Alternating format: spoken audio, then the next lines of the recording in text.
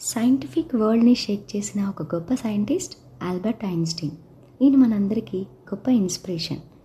మరి ఇతనికి ఇన్స్పిరేషన్ ఒక పూర్ బుక్ బైండర్ అని మీకు తెలుసా? ఎలా, ఎక్కడ ఐన్స్టీన్కి ఈ ఇన్స్పిరేషన్ మొదలైంది? మనందరికీ తెలుసు, ఐన్స్టీన్ని మనం ఆధునిక భౌతిక శాస్త్ర పితామహుడిగా పిలుస్తూ ఉంటాం. ఇతనిచ్చిన సిద్ధాంతాలే ఇప్పుడు మనం చూస్తున్న స్పేస్, టైం, యూనివర్స్ గురించి గొప్ప అవగాహన కలిగేలా చేశాయి.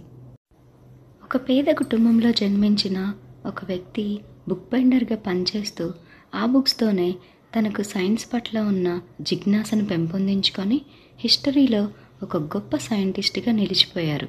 అతనే మైకేల్ ఫారడే. ఇతను చేసిన ప్రయోగాలే యాటమ్ ఈజ్ ఇండివిజిబుల్ నుంచి యాటమ్ ఈజ్ డివిజిబుల్ అనే సిద్ధాంతానికి దారి చూపాయి. వేల సంవత్సరాల నుంచి అందరూ అనుకునేవారు ప్రతి పదార్థంలో అత్యంత చిన్న భాగమే యాటమ్, ఇది ఇండివిజిబుల్ అని. కానీ ఫారడే చేసిన ఎలక్ట్రాలిసిస్ ప్రయోగంతో యాటంలో మనకి తెలియని ప్రపంచం దాగి ఉంది అని.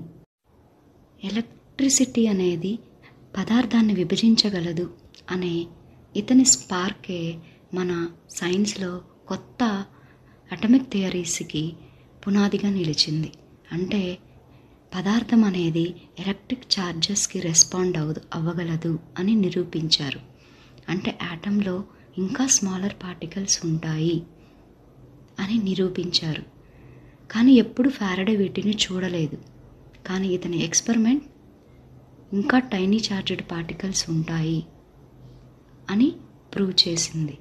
తర్వాత వచ్చిన సైంటిస్టులు ఒక్కొక్కరు వారి వారి సిద్ధాంతాల ద్వారా యాటంలో ఎలక్ట్రాన్స్, ప్రోటాన్స్, న్యూట్రాన్స్ అనే టైనీ చార్జ్డ్ పార్టికల్స్ ఉంటాయి అని నిరూపించారు.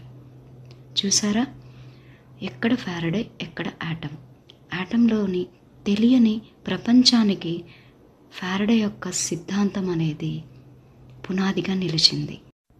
ఫారడే చేసిన ఈ స్ప్లిట్టింగ్ ఆఫ్ వాటర్ మాలిక్యూల్ నుంచి మనం యాటమ్స్ని ఎలా ఫ్లిప్ చేయడం, న్యూక్లియర్ ఎనర్జీని క్రియేట్ చేయడం, స్పేస్ ఎక్స్ప్లోరేషన్, క్వాంటమ్ మెకానిక్స్ ఇలా ఎన్నో విషయాలు నేర్చుకున్నాం.